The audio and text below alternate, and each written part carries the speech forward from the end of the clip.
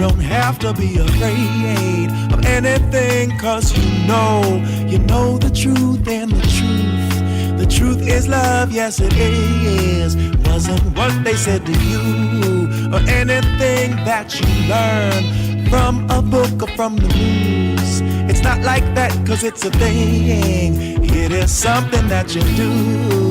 Doop doop doop doop doop doop doop doop doop.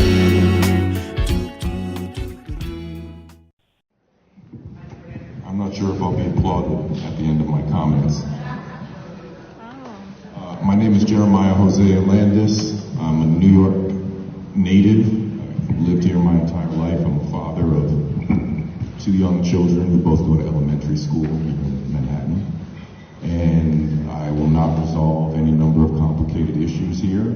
However, on the subject of women's sports, I would like to protect the right of women who are born biologically as women to have a fair environment in which to compete.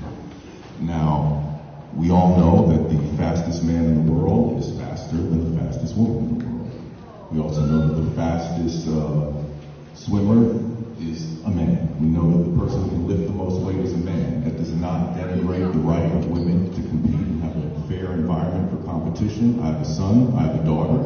I would like both of them to have a fair opportunity for competition. And in sports such as boxing, for example, or mixed martial arts fighting, which are two of the most dangerous sports you could participate in, we have designated weight classes to ensure fair competition. We do not allow a 135-pound man to fight a 145-pound man.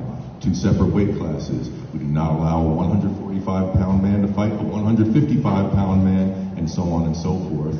This is for fairness. This is for a good competition, and this is for the safety of the athletes. We have excuse me, I didn't interrupt anybody as I sat and listened to everybody speak. The fact of the matter is that we have historical precedent with a man, a biological man, who identifies himself as a woman, having fractured the skull of his opponents in separate mixed martial arts competitions. We have Leah Thompson, who couldn't even finish in the top 400 amongst men, deciding arbitrarily that she was a woman and showing up with his dangling penis in the women's locker room and declaring himself national champion, which is farcical. Thank you. Welcome to the Bassline, everyone. John Beaudoin is a father. He is an engineer by trade. He resides in Massachusetts, and he is the author of one of the most important books in the world today, The Real CDC. The Real CDC uses RLSD, record level source data, to prove its point. It is my great honor to welcome back to the Bassline the always insightful John Beaudoin. How are you today, John? Hey, I'm really great, Jeremiah. I'm actually happy to have seen the video 55 minutes ago, the one you just played, of you speaking before some kind of city council. So great job, really. That was great. Appreciate it. Thank you. I appreciate that. Yeah, that was a little clip of me at the New York City Council for Education, I think is the title of the organization. There was some sort of public hearing on West 17th Street that a friend invited me to, and it's really difficult to make these kind of things in the middle of the week, but I let my wife know in advance I want to go to this educational meeting, or this meeting about education, and it was a fascinating experience, I must say. I'm glad that I went. It was disappointing to see how underrepresented the rational, what I would consider the rational side of the argument was. And it really stuck out to me that a lot of these folks who don't believe in fair competition for women and girls, they complain often. The word bully came up many times, that they don't want people to be bullied. And I couldn't agree more. I think bullying is unacceptable and terrible. But they basically attempted to bully me insofar as I'm one individual going to simply express my thoughts for a minute and 30 seconds, and they felt free to interrupt me. And if you see the video, they're doing all sorts of strange pantomime, which is very disrespectful to discourse, and the request of the facilitators who said, please be respectful to every speaker. So I sat and listened, didn't gesture or remark as several people spoke in front of me, when I got my brief opportunity to speak, they launch into all sorts of strange physical pantomime. And it wasn't a very good display, I think, on their part, because they're claiming they're not mentally ill. But it's like the old saying goes, better to be silent and thought to be a fool than to open your mouth and prove it. And if they were trying to indicate they are not mentally ill, they didn't do a good job in making that case, not through their gestures and their strange pantomime. But that was this past Wednesday night. The topic today is the fundamental topic of this program, medical freedom, the question of the COVID injections and the amount of harm that they have inflicted. Vaccination in general is something that I think needs to be called into question, but specifically these toxic COVID injections that were rushed to market through this emergency use authorization.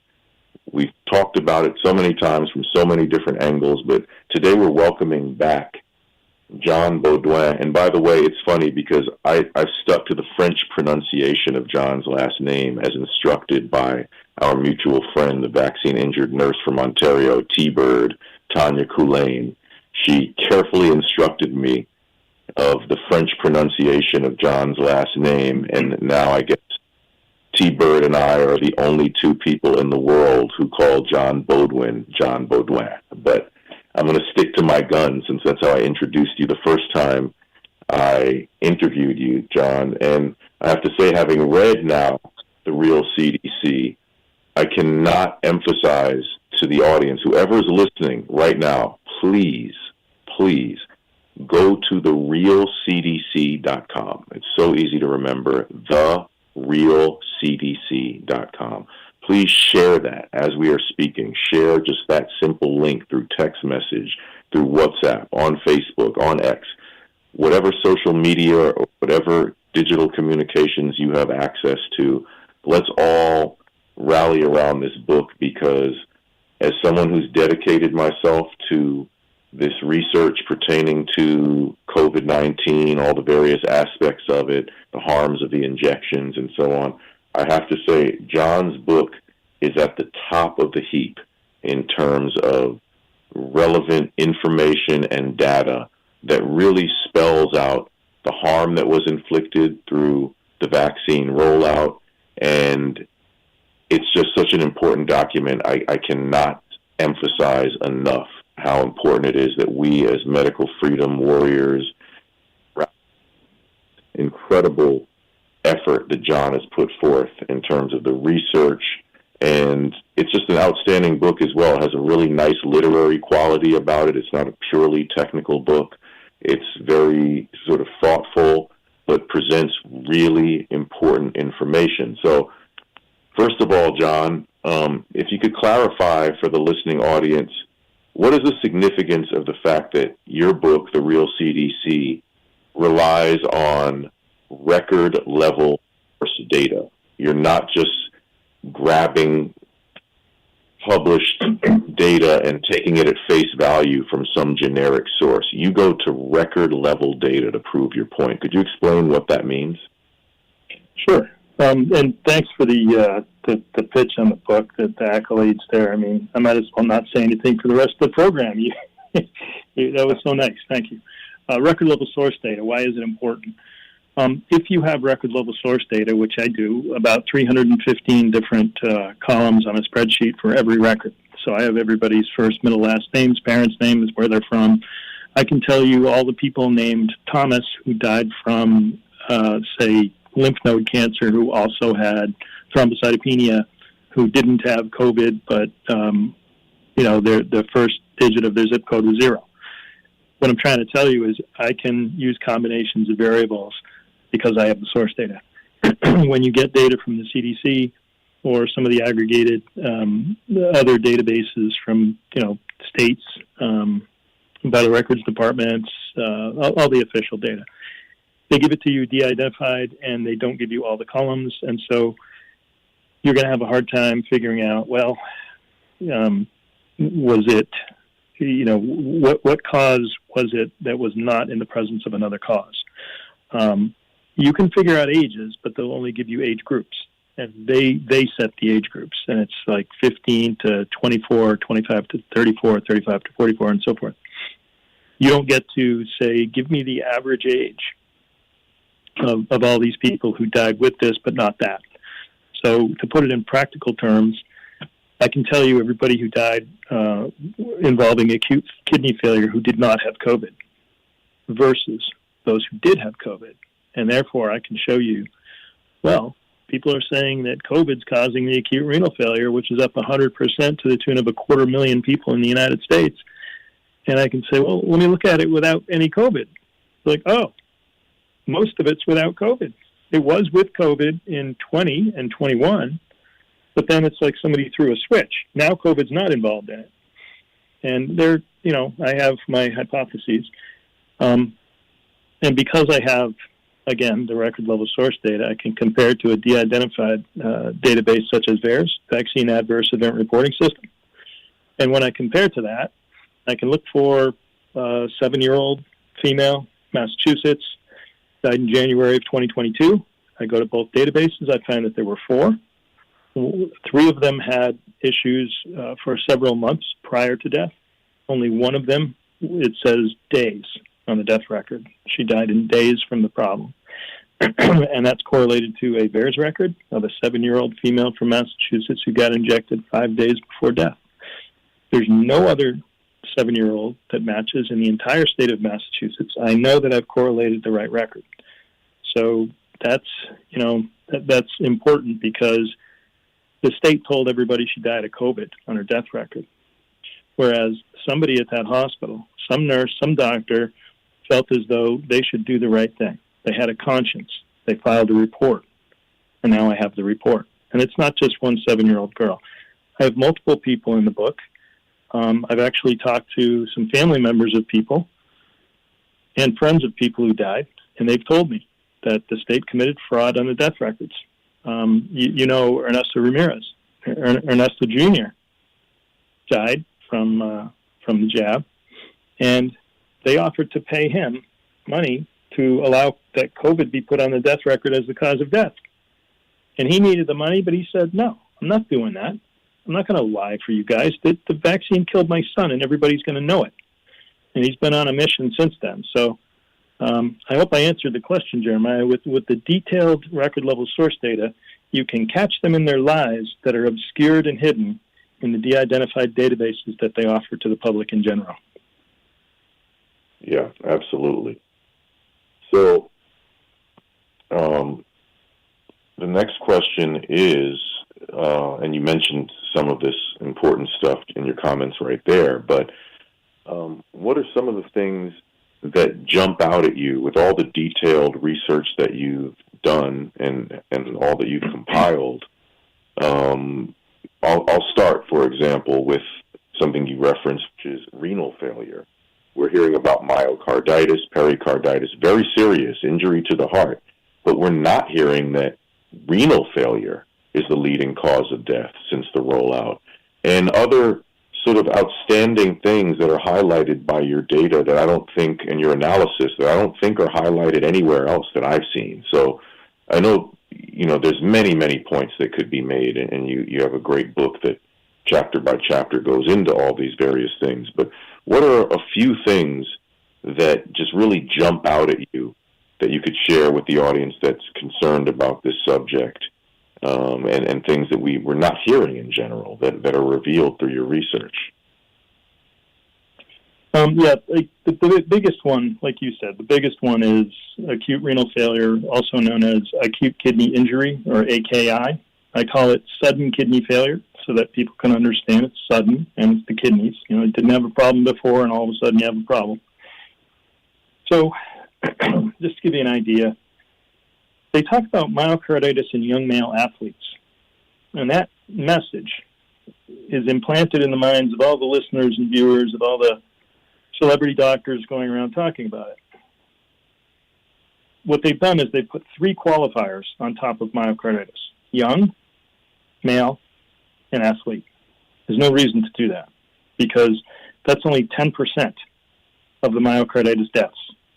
10%. and I don't mean myocarditis overall, I'm talking about excess.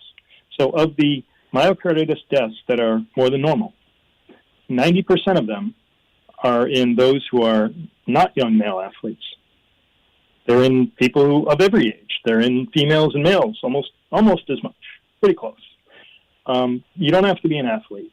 And that even then, so of young myocarditis in young male athletes, that's 1,500 times lower in excess deaths than acute renal failure. And if you, of course, because that's 10 times more of all myocarditis in all ages, right? It's 150 times more involving death. Now, I'm not saying myocarditis isn't dangerous, because it's really taking, 10, 20 years off the back end of somebody's life, because myocytes don't grow back. You get scar tissue in your heart. It becomes inelastic.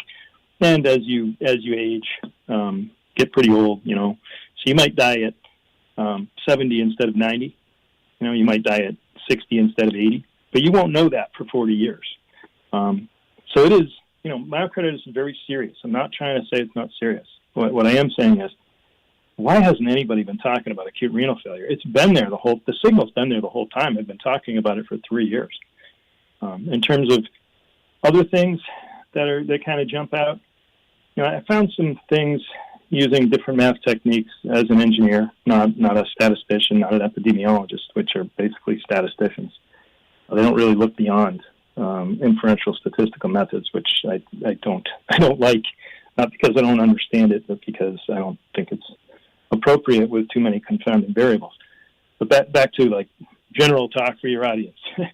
The average age of death, of excess deaths, when we strip away what's normal, you take away all the data that's normal, what's left over. The average age of excess death in 2020 in Massachusetts, I had an average age of like 81. It was between 79 and 82. We'll just say 81. The average age of COVID death in 2020 was 81.3. It's right in that range, right in the middle of the range. You could make the argument COVID caused the excess death. But then in 2021, all of a sudden you strip away what's normal, what should have happened, and what you're left over with is the average age of excess deaths being 15 years different from the average age of COVID death. So how the hell can COVID have caused that? And when you start looking up the causes of death, so that's the age, I call that the age spectrum profile. So it's wildly different. Can't be COVID. It has to be something else killing people in 21 to a great excess. When you look at the various causes of death, I call it the symptom spectrum profile, you see that cardiac arrhythmia, pulmonary embolism,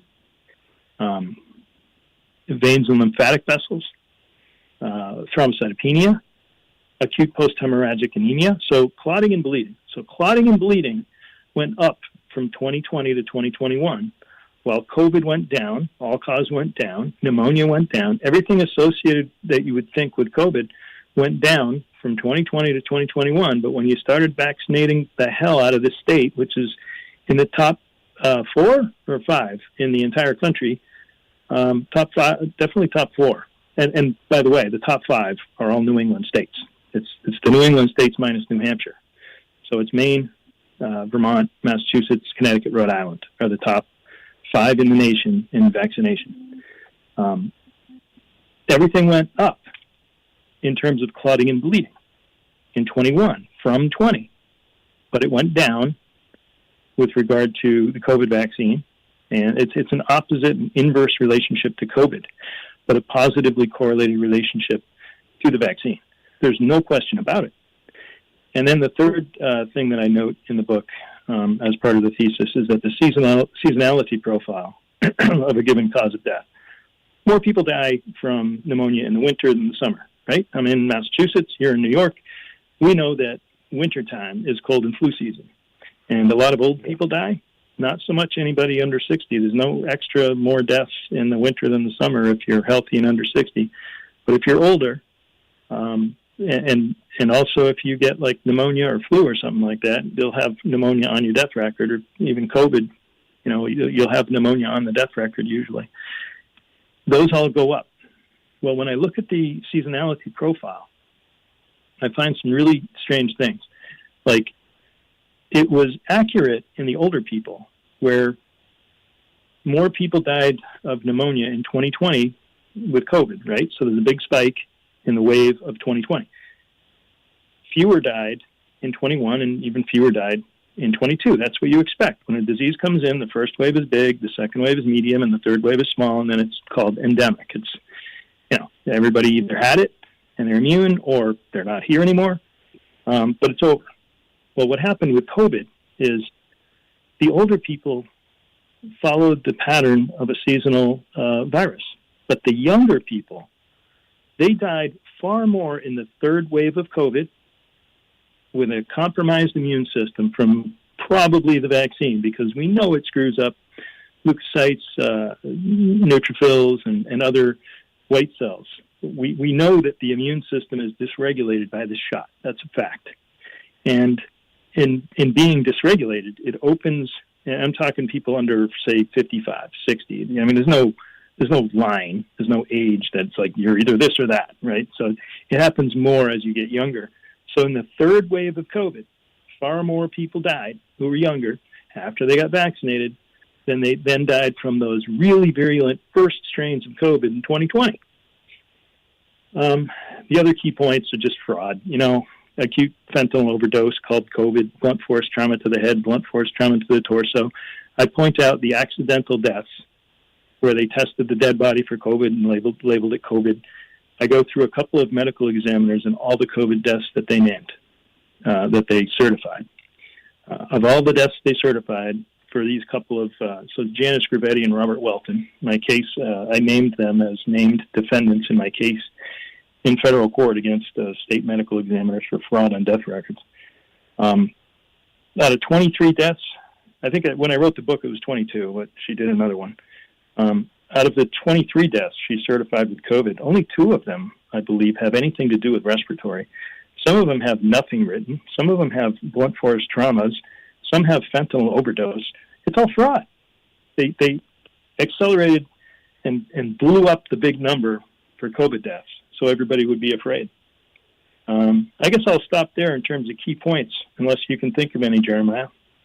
Oh, yeah. Well, I guess if you could go into a little bit more detail about something that you highlight so effectively in the book, which is this fraud that you're referring to, where we have all the evidence in the world that a person died from an acute reaction to the injection, and there's no effort to follow up on that or document that whatsoever, but then there is this effort to shift the classification of such deaths to COVID, which, if this is being administered to children, well, this is deeply criminal because you're not disclosing harm being created or, harm resulting from the usage of a medical product that we're being told repeatedly is safe. So could you talk about just some of these, whether, you reference a specific case or just the general framework of how this is done, but could you explain some of that? Yeah, sure. I'll do some individuals and then some numbers. So, for example, Chapter 1, Cassidy, in my book, Cassidy Baraka was 7 years old.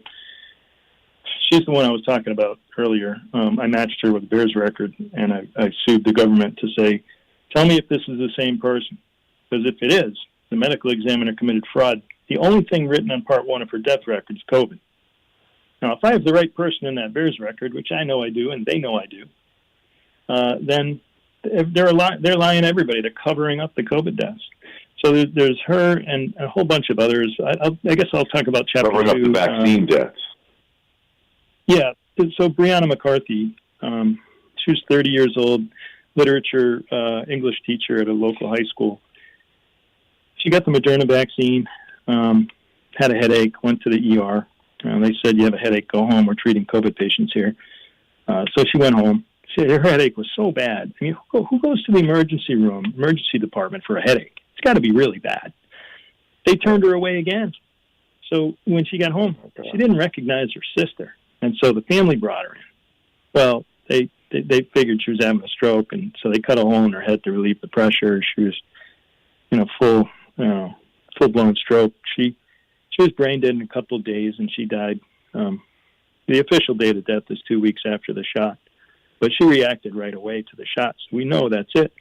Also, 6 doctors from Harvard Medical College and Beth Israel Deaconess Medical Center wrote a paper about that incident, Fatal Post-COVID mRNA Vaccine-Associated Cerebral Ischemia. That's the title. That means vaccine killed her by stroke. Everywhere in the paper, they say, there's a number of reports of CVSTs from these vaccines, even though this wasn't a CVST kind of stroke. It's a different kind of stroke. So Brianna had an ischemic stroke. So they were saying in the paper, they know that CVSTs occur. They know hemorrhagic strokes occur, where thrombocytopenia is frequent. They even use the word frequent. They say there are several reports of COVID vaccines causing strokes. So they have several, a number of, and frequent is the language they use within the report. In the conclusion, they say it's extremely rare. So it goes from several, a number of, and frequent to extremely rare. Why? Because you can't get anything published in a journal if you write anything bad about a vaccine. But if you write it's extremely rare, they'll let you publish it. So they basically flipped the conclusion from the body of the paper. That's about Brianna. They did not write the vaccine on her death record. They wrote COVID. And since I wrote the book and another book, and I've presented on it, and since her father has been hounding the state to add the vaccine to her death record after 3 years, she died in April, I think it was April 15th, but she died in April of 2021 at the beginning of the vax, right? They just changed it last year, 3 years later, middle of last year. They added the COVID vaccine to her death record, but they did not remove COVID, and they did not put the vaccine as the last one in part 1, which means here's how the death record reads now. COVID caused the vaccine that caused the stroke. So it's still a COVID death. These people are crazy. They're evil, and they're corrupt. I told you 2 examples of very, very many. Now, here's the bigger numbers kind of part of it and how the CDC fits in. There's a code associated with every cause of death. And the code for viral vaccines, it's kind of a general viral vaccines code, is Y59.0. I've heard lawyers and doctors saying, we don't have any codes, we need codes, but we have the codes.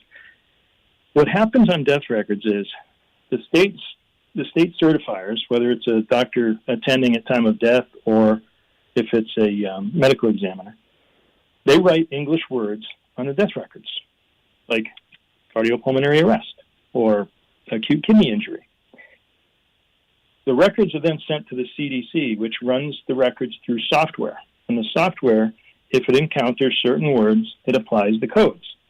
Like if it says, cardiac arrhythmia, it'll apply the code I49. If it finds cardiopulmonary arrest, it'll assign a code I46. Acute kidney injury, N17. COVID vaccine, Y59.0. So here's what happened. Now you know that CDC runs it through an automatic software. And they do have manual intervention. So if it doesn't come up with a code, they'll go in and say, what's wrong with the record? Why is there no code? They'll read it and they'll say, you write this code. So there could be manual intervention. Now, Minnesota, we have all the records. Aaron Hertzberg in New York wrote an article that got published by the Brownstone and seen by millions. CDC is caught committing fraud by deleting the vaccine as cause of death. Greg Piper from Just the News sent CDC an email to their public relations department and said, hey, what do you say about this article? And he linked the article. The response from Kristen Nordland of the CDC was that the 3 deaths in question that say Y59.0, they were coded. They say adverse effect of and stuff like that. But the others, she made an excuse. She said the other 6 that mentioned vaccine that were not coded, those say vaccination, not vaccine. And a vaccination is not a vaccine or cause of death. Jeremiah, I don't know if that makes any sense to you. It sure don't make sense to me, and it's just an excuse to try to get out of the fact that they just hid 6 vaccine deaths in Minnesota from the people. And when in Massachusetts, they coded the first one and not the next 9. In Connecticut, they coded the first one and not the next 3. We have 3 states.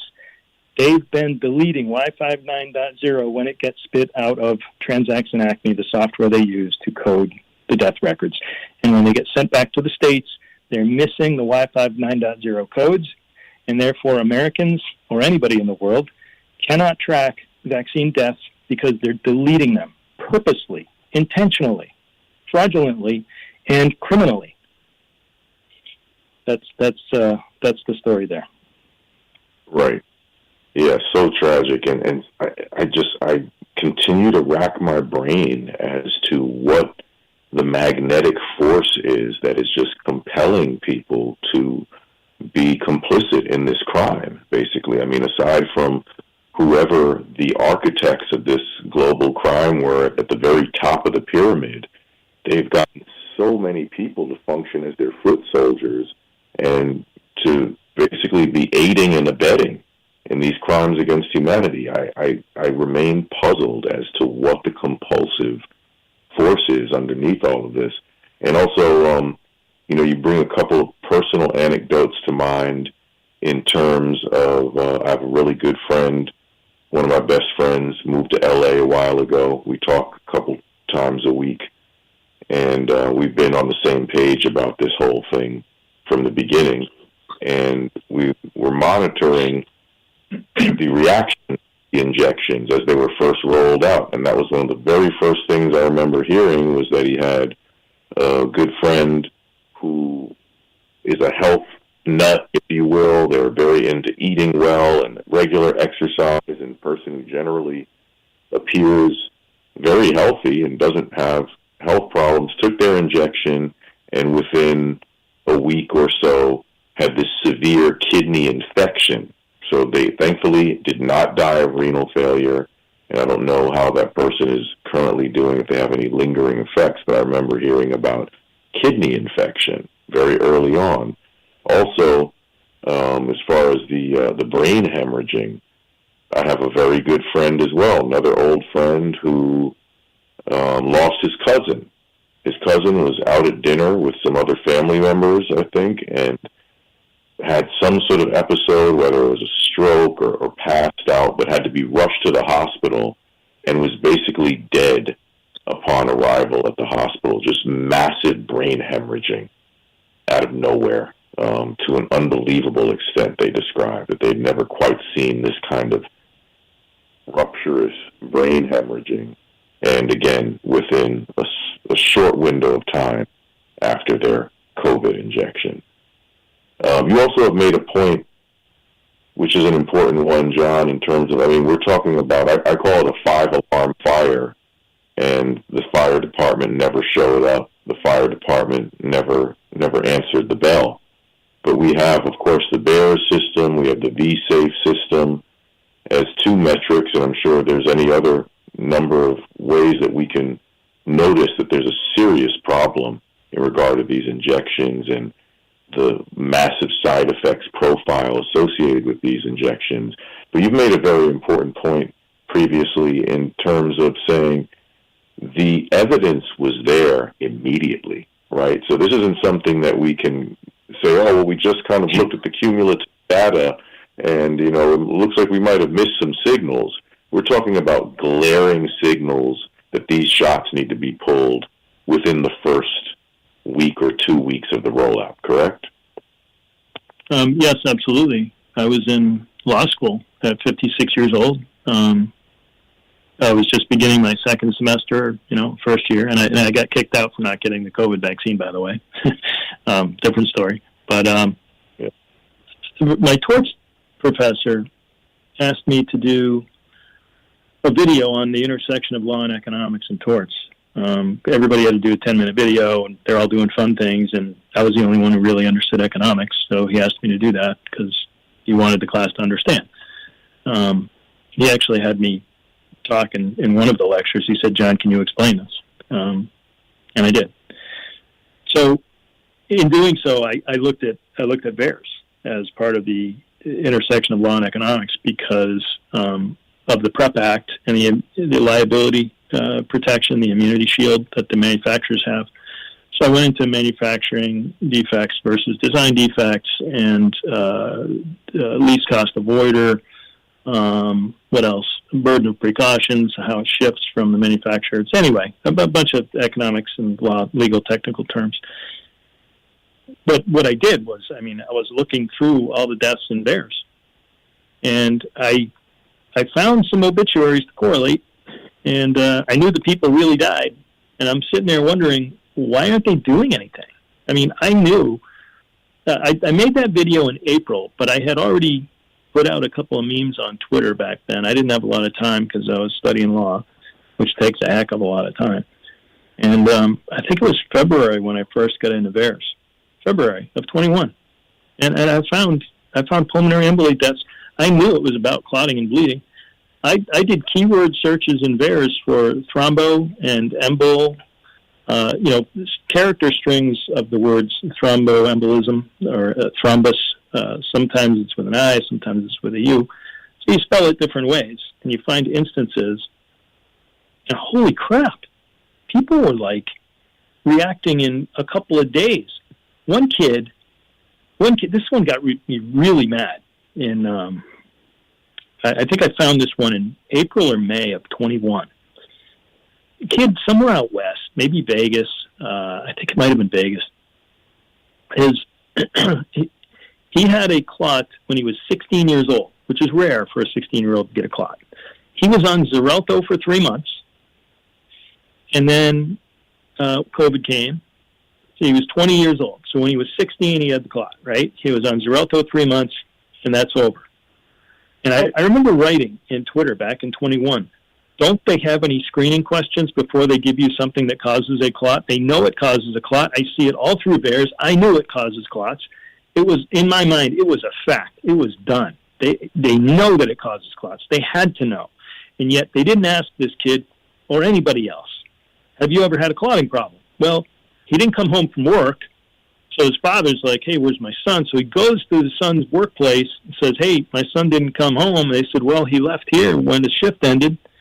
He goes out to the parking lot, and his son is dead sitting in his car from a pulmonary embolism, clot in his lung. He had just gotten the vaccine 2 days earlier. So, yeah, they knew. They had. If I'm sitting here on a computer and I know, they had to know. There's no way out of this. And yet doctors and scientists are programmed to say, well, let's look at what the literature says. Let's do a research paper. Let's go run a study. It's like, God damn it, you don't need to run a study. The guy freaking died after he got the shot. I can tell you another 100 people. It was over. The term educated fool comes to mind. Yeah. They've all been programmed by evidence-based medicine since 1992, but that's another conversation, another part of my book, EBM and Dr. Backer, Chapter 9. I would say the second half of that chapter, every doctor should read. And the ones who have read it are like, holy crap, you're right, you nailed it. It's the EBM, evidence-based medicine, is a cult. They indoctrinate you in medical school, and that is how you conduct your business of being a doctor. And it's not right, and it leaves open the possibility that any patient outside the margins of normalcy is going to get killed through misdiagnosis. It's bad. I don't want to get too deep here. Yeah, but I will actually say I gave a plug to the book at the beginning, and I'm going to do another plug, The Real CDC. It's a really important book, folks. If you listen to this program every week, and you respect my point of view, I'm telling you, you need a copy of this book, and please spread the link to the book everywhere that you can. Make people aware of this book. I think it's such an important book, and it just reminded me another great feature of the book is John provides some really great insights into the defects in our healthcare system. I mean, aside from the harm being inflicted by these shots, he provides some really solid overviews in terms of systemic problems that we have that need to be addressed. Things that, like he said, doctors need to read and come to grips with some of these things that are now deeply rooted systemic problems. We are down to the last program here. We don't have too much time, unfortunately, so I do want to mention before I forget that we are doing another 5 to 8 frequency jam in Harlem this Sunday. If you are available and in or around the New York City area this Sunday at 3:30 p.m., the address is 274 Lenox Avenue. So if you take the 2 or the 3 train to 125th Street, it's not even 1 block south. You just barely walk down the block and you're right there. You don't have to go wandering around the neighborhood. And we're going to start shortly after 3:30, maybe about 3:45. The music will begin, and we're looking to end the program by 6 p.m. at the latest, so it's not going to keep you out all night. We know folks have to work the following day, but please join us this Sunday at Rock Mill Fitness, 274 Lenox Avenue in Harlem. And again, the Real CDC is the website where you can get the book, The Real CDC. I ask you to support this program by various means. You can subscribe to my Substack. You can buy the theme song of this program or any number of other original pieces of music at jeremiahhosea.com. You can schedule a chess lesson with me or schedule a chess lesson for your loved ones. I'm the founder of remotelearningchess.com as well, but also keep handy the link, therealcdc.com. So I'm asking you to support me, but also go on and support John and his incredible research that he's done. He's tireless, he's outspoken, very hardworking man, very diligent in all of his efforts, which take me to the next question, John. What are you currently focused on right now? I know that you're continually working. You're always on the grind. Are you working on another book? Are you working on your legal efforts? Are you researching something in particular? What are you up to right now? I was, for the past probably 2 or 3 months, 100% on a legal case. Just reading and writing about it. I'm not a lawyer, so I'm not allowed to practice law. So if I wrote something in an article and they happen to do what I said to do, then that's just freedom of the press. So, but we got some relief. They got a lawyer now, and which is great, and she's really awesome.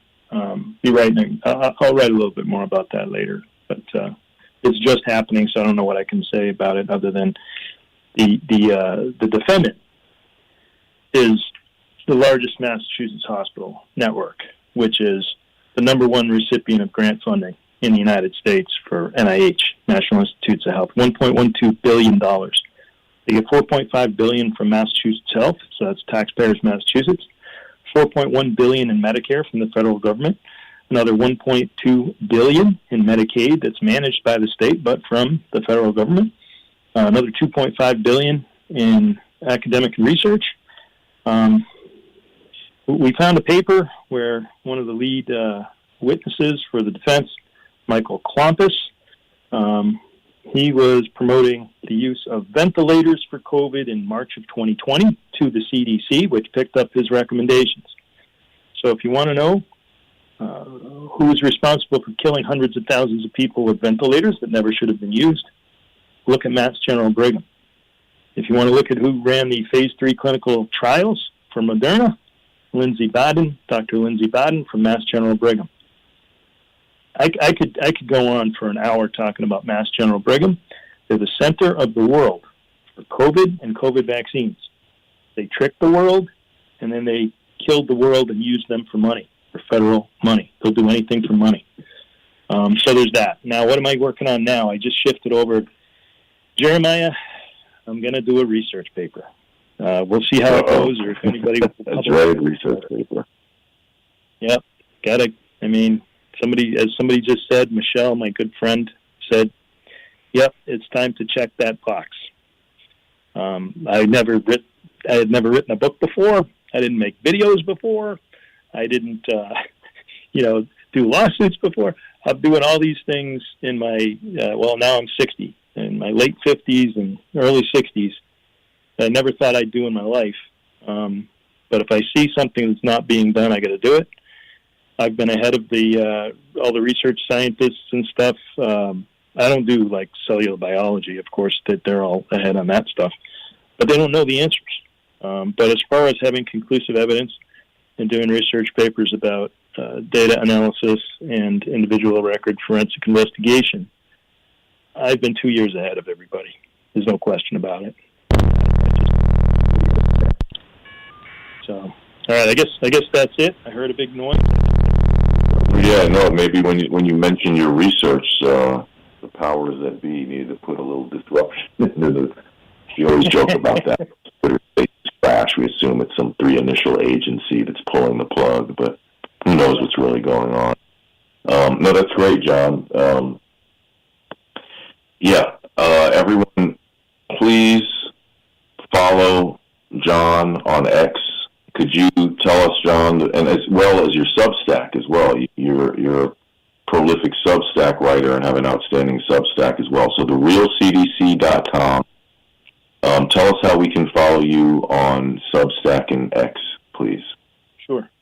So, the books can be bought at therealcdc.com. My articles can be found at therealcdc.substack.com. So I use the same name for both. But on X, I'm John Beaudoin Sr. That's JohnBeaudoinsr.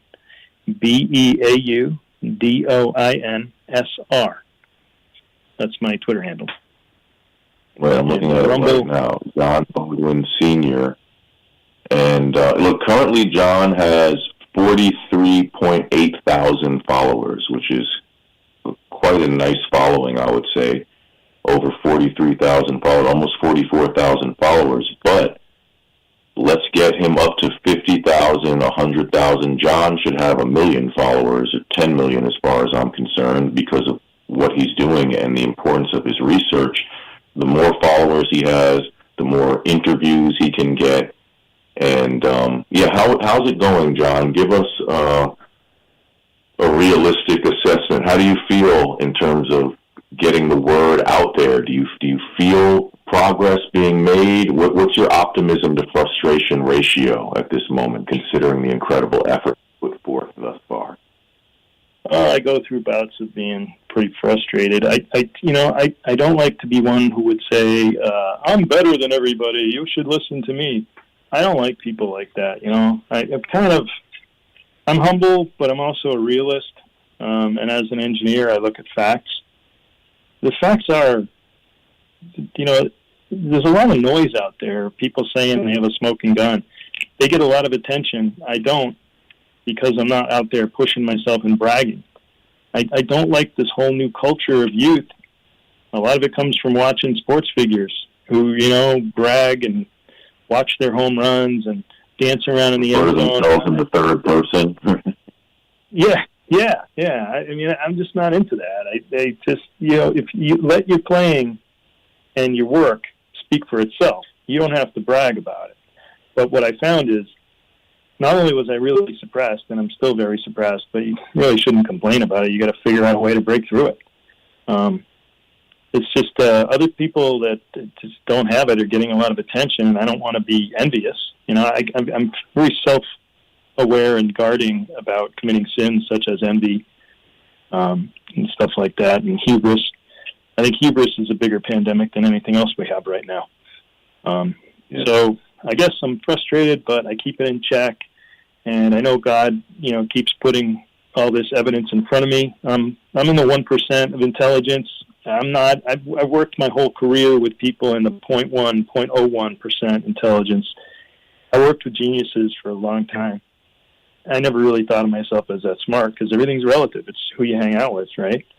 But I guess being in the 1%, I've always tested in the 1%. It's frustrating. It's frustrating not being able, and I can communicate well with people. I can take highly technical things and break them down for the average person. I present to blue-collar pubs. I'll go into a pub, somebody sets it up, I'll walk in, I'll talk to, electricians and plumbers and hairdressers and stuff, and they get it. They understand. I'm bringing facts, not talking over their heads. So you could probably tell there's frustration in my voice, Jeremiah. I don't know what to say. Yeah. But how about any optimism? I mean, you've been on some pretty significant interview platforms, I think. Of course, we'd love to see you on every major interview platform. We need to go and harass Tucker Carlson and Joe Rogan through our Stop the Shots community, Jimmy Dore. All of them should get you on ASAP. But do you feel any progress in terms of just getting the word out? Lately, no. We're in a bubble. You know that. You know we're in a bubble. So all the people who already know about me. I met some new people yesterday at a rally in Boston. They were like, "Oh my God, I didn't know you existed. I just found you, and I can't even believe what you have." Thank you. But why are you just hearing about me now, 4 years later? I don't know what to say. If I went on Rogan or Tucker or even Jimmy Dore, I think I'd wake up the world with the facts that I have. Nobody. I'm a systems engineer. I'm not a biologist. I'm not an epidemiologist. I'm not a doctor. I don't think like them. Engineers solve problems. I get this thing nailed to the root cause problem, and I can provide solutions to it. I have an epidemiological methodology that I created. It's like 40 pages long. I sent it to Latipo. If RFK Jr. wants it, that's great. Within 2 weeks, I'll settle the vaccine issue in 2 weeks. Just give me access to the government databases. That's all it takes. It's really that easy. It's really easy. And I tell them how to do it. So thank you. I really appreciate you having me on again, Jeremiah. Oh no, it's such an honor to have you on again. And I'm not one for flattering people just for flattery's sake. I mean, I really do feel that your book is paramount, and we need to, as a medical freedom community, we need to rally around it. It's such a significant document. And again, we're running out of time here. We only have a couple minutes left, but I'm going to, you guys, once again, please buy this book if you can. Buy the book for a friend as well if you can. Put it in your local library. Promote the book. One thing that we face is that we're up against massive corporations who have been leasing space in our brains for decades now, maybe for our entire lives ultimately, right? We can complete their slogans, and we can identify their icons and their logos unconsciously. I mean, we're being advertised to constantly. So let's counteract that through a manual effort, right? We can't take on the mode of a major corporation by ourselves, but as a community, if we continue to spread the word, if we're abundant in spreading the word, then we can simulate a little bit of that effect of making a buzz around something where normally you need corporate support for something to be visible. So I'm asking everyone in the audience here, please take the time to share the link to as many people as you can, therealcdc.com.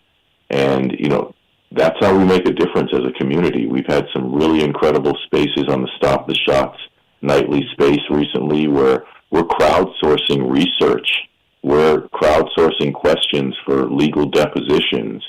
And, whenever someone puts forth a quality product, product of hard work, that is, like this book, The Real CDC, and also the book that goes hand in hand with that, the CDC Memorandum, both available at therealcdc.com. That's something that we can all do and actually do a great deed in doing so. Realize when you're promoting this book and the visibility of it, it's not just a good book.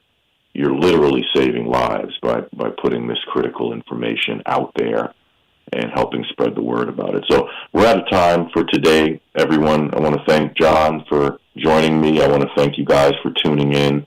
Please join our Stop the Shots community on X. We're growing rapidly, but we need to grow even more so we can spread the word as far and wide as possible. Everyone have a great weekend. See you guys next week, same time, and talk to you later, John. Have a great day. Take care. Bye.